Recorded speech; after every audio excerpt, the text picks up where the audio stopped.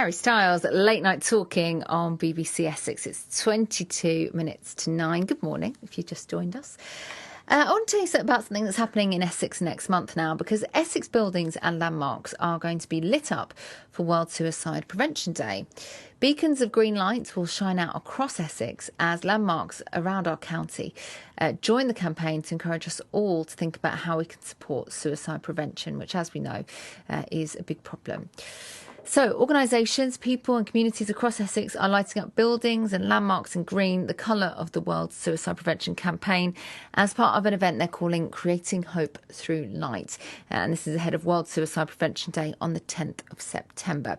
So Carol Mathub is Mid and South Essex Suicide Prevention Programme Manager, and she joins me now. Good morning, Carol.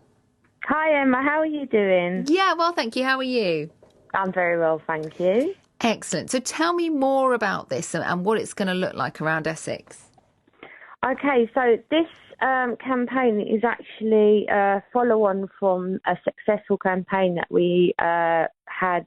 We did the same campaign in December of last year, and to, create that awareness and support through Essex. And so we thought we'd do this same thing again for World Suicide Prevention Day this year and extend it even further.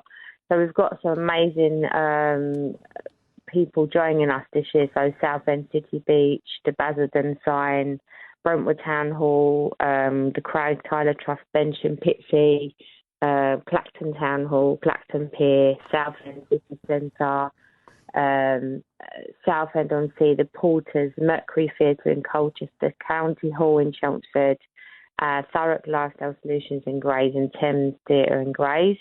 And then we've just heard that the County Hall in Essex are definitely going to be lighting up as well. So it's just an opportunity, as you said, for people to show their support and to raise the awareness around suicide prevention and encourage Essex and further afield to do the suicide prevention training. Yeah, what can we do as sort of everyday people? Obviously, you're trained in this, and this is something you do for your job, Carol. But what should we all be doing to help prevent this awful thing? I think the first thing that I would definitely encourage everybody to do is to firstly take the free training. It's a 20-minute training, and you can dip in and out of it. But it's so useful and so powerful, and it's so simple as well. And when you take the training, it's almost like a light bulb moment where you think, wow, there can be that reluctance. Obviously, it's an emotive subject, but once you've taken the training, you realise that, it takes away all of that worry and concern about how to approach somebody that you're concerned about, or, you feel that may be struggling. So it's got scenarios around, a colleague, a work colleague. It's got scenarios around a child and a parent. It's got scenario around a taxi driver who's picked up a young lady as a passenger in his taxi. So it's real life scenarios. And it's amazing and a powerful training. And I feel that's the first thing that I could encourage everybody to do is take that training. That's only 20 minutes. That's 20 nothing, minutes. Really. It isn't at all, no. And where do we find that? Is that online? So, yeah, if you Google Let's Talk About Suicide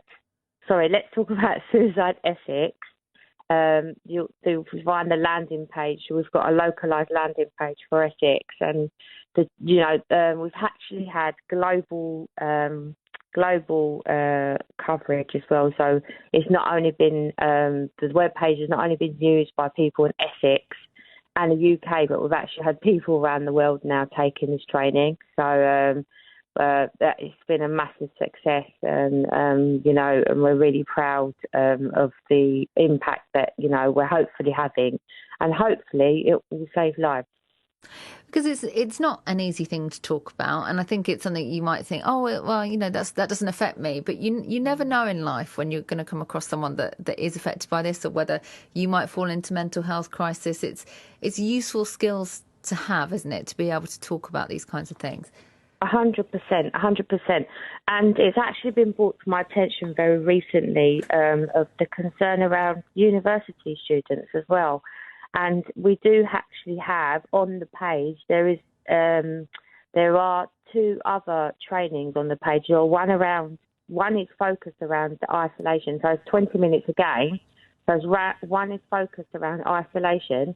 And then there's another module, 20-minute one, which focuses on university students as well. So, really trying to help people learn tools and techniques to be able to support someone they feel may need it, whether it be a stranger, whether it be a colleague, whether it be a family member, friend. It'd be amazing to feel that, you've helped support somebody and ultimately save their lives. And it can happen to anyone, unfortunately, can't it? It's not just a specific, sector of society. That's the thing. So tell me again where we can find that information and what's happening with the green lights. That's on the 10th of September, isn't it? Yes. So World Suicide Prevention Day is on Saturday, 10th of September. We're actually encouraging people to light green lights up for the whole week leading up to it. So from the 5th to the 10th of September. People using green fairy lights, they're just using green lights, which you could purchase for £1, £2, and, lighting up security lights with green lights, or they, just taking the training would be amazing, but showing that green light is almost like that, the beacon of hope that we really were trying to encourage everybody to get involved with. Once again, the training can be found on www.letstalkaboutsuicideessex.co.uk. But if you Google "Let's Talk About Suicide Essex," it's the actual first page on Google, so it's very easy to find.